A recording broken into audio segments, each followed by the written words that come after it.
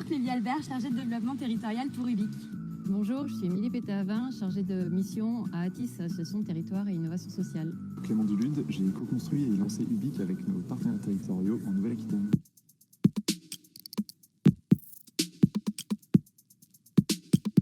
Alors l'inclusion numérique pour moi, c'est pas forcément le numérique pour tous, partout et tout le temps.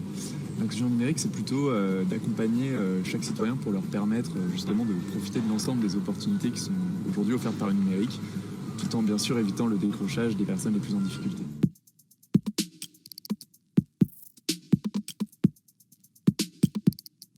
UBIC, c'est un centre de ressources régional à destination de tous les acteurs de l'inclusion numérique, qu'ils soient collectivités locales, porteurs de projets, acteurs de terrain ou encore entreprises.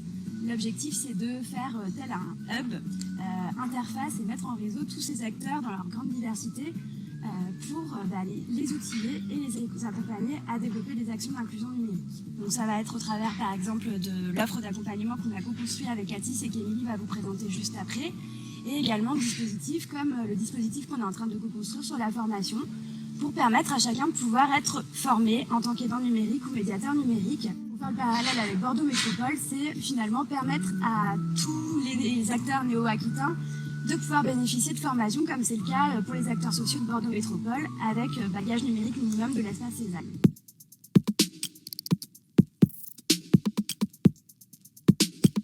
Formation, équipement pour tous, indice de fragilité numérique ou encore insertion et numérique. On vous donne rendez-vous lors de HNM 2020 pour vous en dire plus sur nos nouveaux chantiers de la rentrée.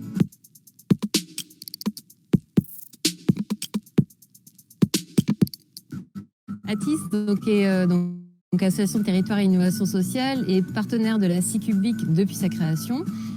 Donc ATIS accompagne l'émergence et le développement d'entreprises socialement innovantes, des entreprises qui ont un impact social fort, qui créent de l'emploi sur la Nouvelle-Aquitaine. Et ce qui est particulièrement intéressant sur le partenariat entre UBIC et ATIS, c'est la complémentarité des expertises entre inclusion numérique et innovation sociale, accompagnement de l'économie sociale et solidaire sur le territoire.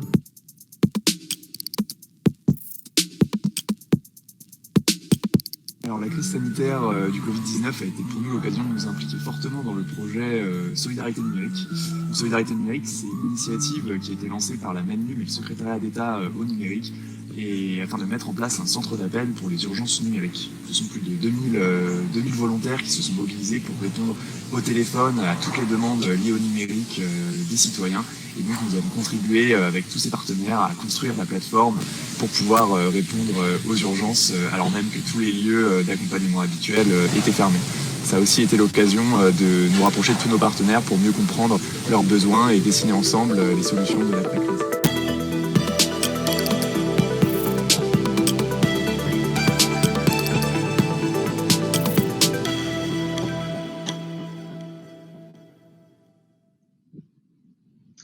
Bonjour à toutes et à tous, merci d'être avec nous pour cet atelier accompagner et accélérer vos projets au service d'un numérique inclusif avec UBIC. Donc même si les présentations ont déjà été un petit peu faites, je vais commencer par là tout de même. Donc pour cet atelier, on sera Hélène Pommier, référente formation chez UBIC, Clélie Albert, chargée de développement territorial, et moi-même, Clément Dulude, directeur du développement chez UBIC, pour être avec vous ces 30 prochaines minutes. On tâchera donc d'être concis au bout du temps, et en tout cas, si vous avez des questions, n'hésitez pas à les transmettre par le chat, et on y répondra soit directement, soit vers la fin de l'atelier.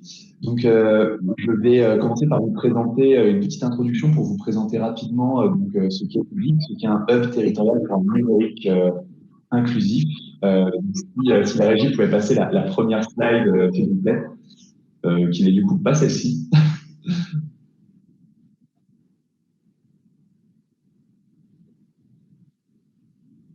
Alors, petit bug au niveau de la présentation, mais c'est pas grave. Alors, ouais, juste celle d'après et ce sera parfait. Exactement, fantastique.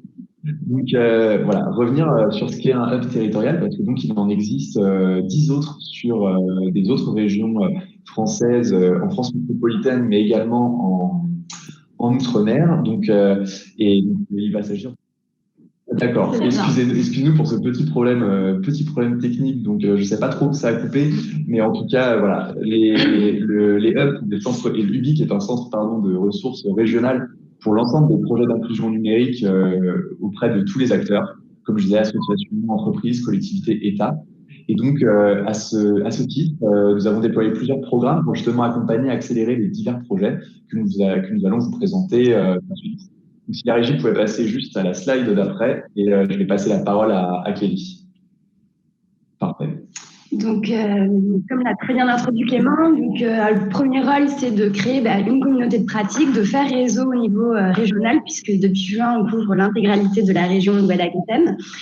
Ça passe par venir en appui, en complémentarité des acteurs locaux, des collectivités, pour les sensibiliser, les conseiller, les appuyer sur, comme l'a dit Clément, sur la pédagogie, sur les financements. Ça passe également aussi par l'organisation de rencontres qui, évidemment, ont été un peu mises en suspens suite au contexte sanitaire. Mais par exemple, on a organisé des rencontres départementales de l'inclusion numérique en Dordogne-Périgord en co-organisation avec le conseil départemental en février. On devait intervenir sur les séminaires du Lot-et-Garonne qui se transforme du coup en webinaire où je vais animer un atelier boîte à outils pour les aidants. Également un second atelier à destination plutôt des décideurs et des élus pour les sensibiliser, les outiller, notamment les élus communaux et intercommunaux suite à la fin des élections municipales. Et puis enfin, par exemple, aussi la co-organisation d'un numérique en commun qui aura lieu les 22 et 23 octobre à La Rochelle. Donc, on co-organise avec le conseil départemental de Charente-Maritime, l'agglomération de La Rochelle et Soluris, qui est le syndicat mixte sur le déploiement de la fibre, et également des acteurs de terrain qui sont assez connus, qui étaient venus l'année dernière pour Aginum, qui s'appelle Net Solidaire. On a également un programme d'accompagnement. Alors, on va accompagner en premier lieu ces collectivités. Donc, par exemple, aujourd'hui, on est à Libourne, puisque cet après-midi, on rencontre la communauté d'agglo de Libourne, la Cali, et le CCAS pour travailler avec eux par rapport à leur stratégie locale et toutes les questions de formation. Ma collègue Hélène y reviendra juste après. Et donc, sur les programmes d'accompagnement, on les a co-construits avec Atis, avec Émilie Pétavin, que vous avez vu dans la vidéo juste avant. On a plusieurs dispositifs. Donc, Atis, c'est une association qui accompagne à l'émergence et au développement de projets d'économie sociale et solidaire et d'innovation sociale. On a donc un programme qui pour le coup est un programme classique d'Atis qui est l'incubation, où là on va accompagner des projets en émergence et avec une ouverture particulière depuis cette année sur les projets d'inclusion numérique. Le programme Passage à l'échelle qu'on va démarrer on va démarrer la première promotion à partir de mi-septembre. On a une très très belle promotion. Donc, dans ce groupe de 6 projets, on a par exemple Net Solidaire de La Rochelle que je viens juste de citer. On a des projets aussi de Bordeaux Métropole avec l'Atelier Graphite qui est une structure de juristes écrivains publics. On a Bordeaux École Numérique qui est un Fab Lab dédié aussi à l'inclusion numérique. Le projet Quartier Numérique de Bordeaux Mécène Solidaire. Et puis, pour compléter, on a également Silvergeek, qui est un projet qui, pour le coup, nous vient de Poitiers, qui essaye de développer de façon ludique l'appréhension des outils numériques avec les seniors et basé sur l'intergénérationnel. Et également Connexio, qu'on accompagne, qui réfléchit à s'implanter sur notre territoire. Et troisième dispositif, et donc le dernier que je vais aborder, c'est le transfert de savoir-faire. Et donc là, c'est un dispositif où on va encadrer et financer, en tout cas pour la structure ressources qu'on va organiser.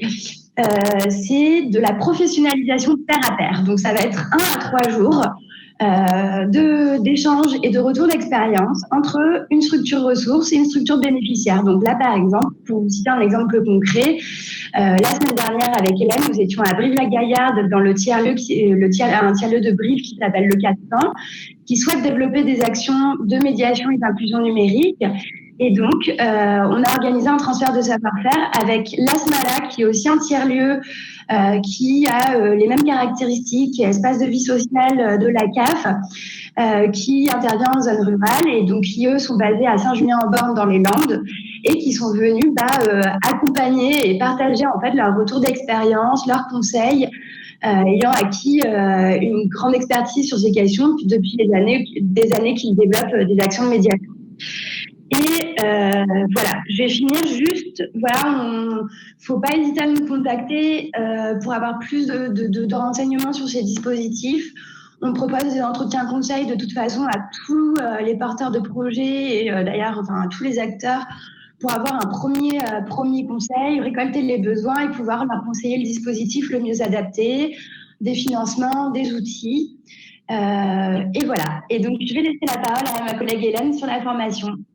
Donc, concernant la troisième mission qu'on souhaitait vous présenter aujourd'hui, donc la mutualisation et la co-construction des formations et des outils. Donc, à savoir que pour répondre à la nécessité de former les professionnels de l'accompagnement, de l'accueil à l'inclusion numérique, nous déployons un dispositif de formation pour justement renforcer l'offre de formation à l'échelle régionale. On pourrait citer par exemple pour les acteurs de la métropole qui ont accès à la formation du Sésame, bagage numérique minimum, pardon. Il faut savoir que le territoire est inégalement doté. Donc nous, notre objectif, c'est justement de développer une offre de formation qui soit adaptée afin de répondre aux besoins des acteurs de l'accompagnement social et professionnel. À ce titre, nous avons, pour réaliser ces actions, nous avons sollicité le Fonds social européen, le FSE, et obtenu un financement de 500 000 € pour justement pouvoir réaliser ces actions de formation. Et les cofinancer. Et les cofinancer pour les acteurs et les structures qui pourraient en bénéficier. On va reprendre l'exemple, donc comme Kelly vous l'a signalé, aujourd'hui on est à Libourne et on rencontre notamment donc, le CCAS de Libourne pour justement aussi affiner des besoins en formation qu'ils ont pu identifier grâce à un premier diagnostic sur les usages numériques du territoire. Donc un exemple d'action qu'on peut mener au niveau de la formation. C'est pourquoi si vous êtes une structure décelant des premiers besoins ou simplement vous questionnant la montée en compétences de vos équipes, n'hésitez pas à nous contacter. Si vous êtes aussi employé de structures, faites-vous connaître auprès de vos responsables et parlez justement de la mise en relation qui peut être faite avec Ubique. Ou si tout simplement vous êtes déjà formateur ou déployez aussi des actions de formation à l'inclusion numérique, du même principe, manifestez-vous et contactez-nous. Voilà, tout à fait. Le DAV, c'est d'une part, comme je disais, repérer les besoins et pour apporter des solutions adéquates à l'échelle régionale sur les sujets qu'on vous a présentés, accompagnement de projet, déploiement de formation. C'est également recenser les initiatives remarquables, les capacités d'action, puisque donc tout l'objet du DAV, c'est donc de faire ensemble. Nous, par exemple, allons déployer l'ensemble des formations, puisqu'il existe déjà des formations particulièrement intéressantes sur le territoire. De même, le transfert de savoir-faire, on rappelle à des spécialistes pour justement, bien sûr, nous en appelle des spécialistes pour accompagner justement leur sur ce sujet. Donc, nous avons, au-delà justement de repérer les besoins, de définir des solutions, nous avons aussi besoin de vivre ensemble. Donc, également, si vous avez moins de besoins, mais peut-être plus de capacité d'action, n'hésitez pas non plus à nous contacter. Bah, écoutez, si ça fait déjà maintenant un quart d'heure qu'on va présenter le projet, si on peut laisser la place aux questions, s'il y en oui, il y a une question de Laurence Coupé, qui est coordinatrice dans le secteur jeunesse. Elle voudrait mettre en place une plateforme numérique pour les acteurs de la jeunesse et donc souhaiterait savoir si ce type de projet peut faire partie de votre accompagnement. Merci Charlotte pour cette question. Alors, en fait, tout dépend de l'objet de cette plateforme numérique. Il faudrait qu'on ait un petit peu plus de détails pour pouvoir y répondre. S'il s'agit par exemple d'une plateforme récapitulant l'accès au droit pour les jeunes des structures concernées. Alors, peut-être rentrer dans le cadre. Il faudrait qu'on ait un peu plus de détails, mais néanmoins, on pourra tout à fait faire une mise en relation avec les acteurs les plus pertinents si ça n'était pas. Complètement. Par exemple, on travaille avec le CRIJ Nouvelle-Aquitaine, qui travaille aussi sur ces questions. Et puis aussi, il y a donc au sein du CRAGEP, qui est un réseau de structures d'éducation populaire, il y a un réseau dédié aux questions de médiation numérique qui s'appelle EducPopNum. Et voilà, vraiment là, pour le coup, ça illustre bien ce rôle en fait, finalement de connecter les initiatives entre elles et pour en faire des projets assez structurants pour le territoire. Merci. Du coup, à ce sujet, pour vous contacter, j'imagine que vous avez un site internet. Peut-être que vous pourriez partager votre adresse mail et votre numéro de téléphone en direct pour les participants qui souhaiteraient noter directement. Sinon, le site internet. Ah oui, tout à fait. Alors la régie, si vous pouvez, s'il vous plaît, mettre la toute dernière slide de la présentation. On a l'ensemble de nos informations justement de contact. Alors c'est juste celle d'après. Ce sera parfait. Très exactement. Voilà, donc vous pouvez écrire. Alors vous pouvez déjà de manière générale sur notre site internet consulter les informations justement pour avoir plus de détails sur l'offre d'accompagnement. Également vous inscrire à notre newsletter donc qui paraît tous les mois ou tous les 2 mois en fonction des actualités. Également me contacter directement donc à Clément clement@public.fr.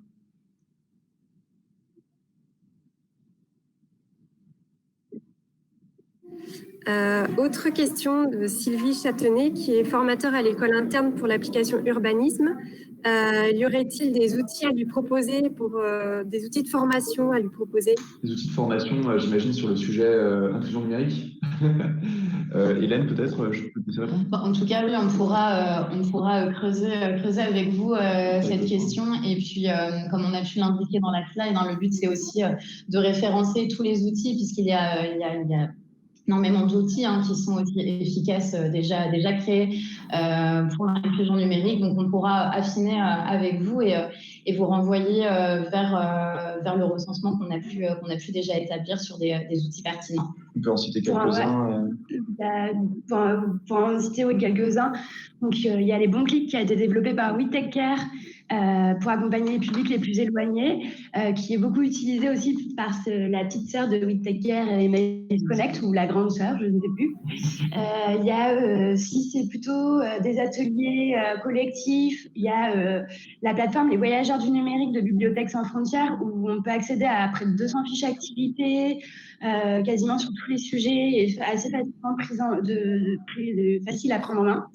Il y a aussi le kit inclusion numérique d'intervention rapide qui a été développé par la mission Société numérique, qui pareil recense un certain nombre d'outils sur les différentes étapes qui sont accueillir, diagnostiquer, orienter et accompagner, avec beaucoup de conseils. Tout à fait. Je rajouterai un tout dernier outil. Donc à l'occasion justement du confinement, il y a le projet Solidarité numérique qui s'est déployé. Donc comme je l'ai dit dans la vidéo, ça a été en fait un centre d'appel pour répondre aux urgences numériques. Mais c'est aussi une banque de tutoriels donc, qui est librement accessible sur solidarité-numérique.fr. Donc, il y a plus de 300 à 400 tutoriels. Donc là, c'est plutôt dédié pour accompagner des personnes en difficulté avec le numérique. Donc ça va vraiment sur toutes les thématiques de mettre en place une téléconsultation, faire l'école à la maison, mettre en place du télétravail, faire ses démarches sur la CAF, Amélie, Pôle emploi. Que vous aurez aussi une base de tutoriels pour accompagner des personnes en difficulté avec le numérique assez importante sur ce site internet.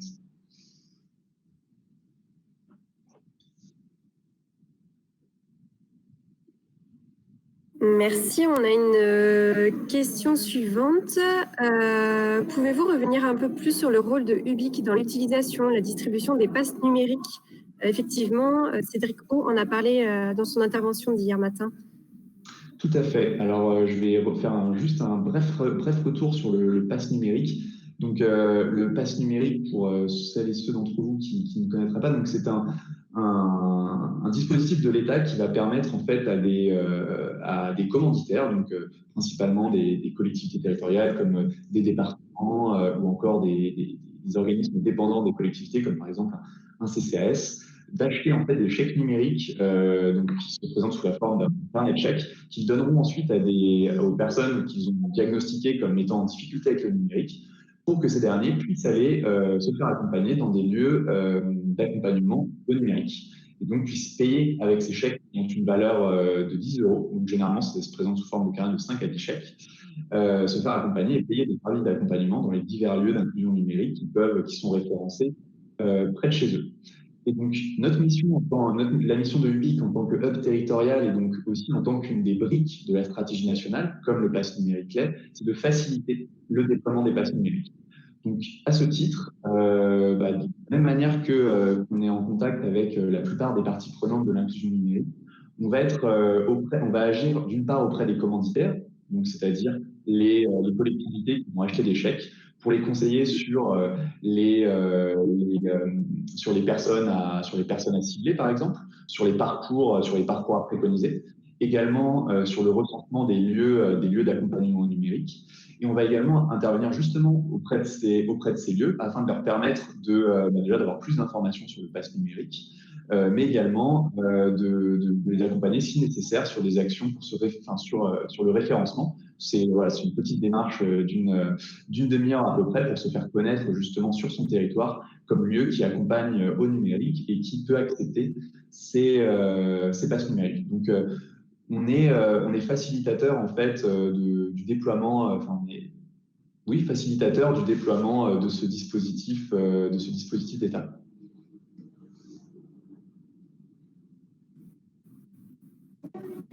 Merci.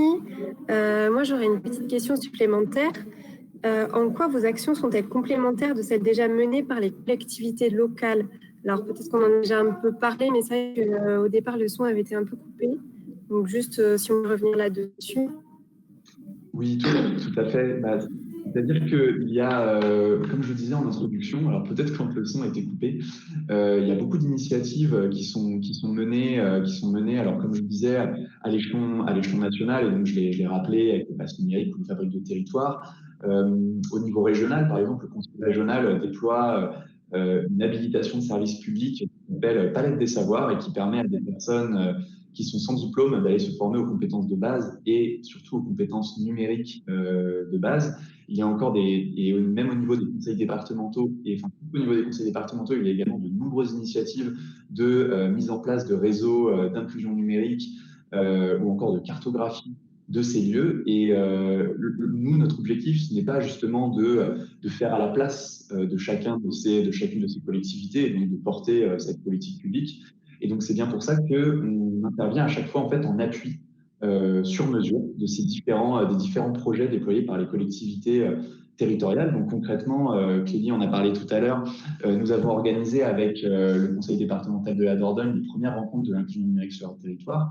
Et donc l'objet, par exemple, n'était pas nous d'être animateurs de ce réseau pour lequel c'est plutôt le conseil départemental qui aura vocation à être l'interlocuteur, mais c'est au contraire par notre connaissance du sujet, par notre connaissance aussi parfois des acteurs locaux, c'est de faciliter justement l'organisation de ces rencontres, les échanges sur ce thème et surtout d'accompagner les différents projets qui pourraient être ensuite suscités sur le territoire. Parce que donc chaque collectivité a une certaine hauteur de vue. Parfois, ils ont peut-être un petit peu de mal à aller vraiment à la maille très fine des projets qui agissent sur le terrain. Et donc, notre objet, ça va vraiment être de les appuyer à la fois sur la définition des solutions qu'ils peuvent mettre en œuvre, sur des appuis ponctuels, justement, sur des projets comme le projet de formation à Lyon dont on parlait, mais également d'agir auprès des acteurs qui agissent sur leur territoire pour renforcer le maillage territorial sur le territoire des collectivités. Merci, c'est très clair. On va peut-être traiter d'une dernière question, il reste 4 minutes. Existe-t-il un projet sur la métropole pour offrir un accès Internet gratuit? Alors, il me semble que d'ailleurs, ça fait l'objet d'un atelier cette semaine. Il me semble qui est animé par Antoine Bildeguin de la mairie de Bordeaux. Voilà, je dirais que c'est ce que j'ai à ma connaissance. Après, voilà, il faut aussi s'appuyer. Il y a une cartographie des lieux ressources qui a été faite par Bordeaux Métropole. Il y a des espaces comme l'espace de médiation, l'espace Sésame qui est basé à Saint-Michel, par exemple, qui permet Tout simplement, donc, il suffit juste de s'inscrire dans le réseau des bibliothèques. Avec sa carte de bibliothèque, on peut accéder complètement gratuitement à des ordinateurs, à du réseau et surtout à un médiateur numérique qui est là aussi pour nous conseiller et nous appuyer dans ce qu'on a besoin de faire dans l'espace.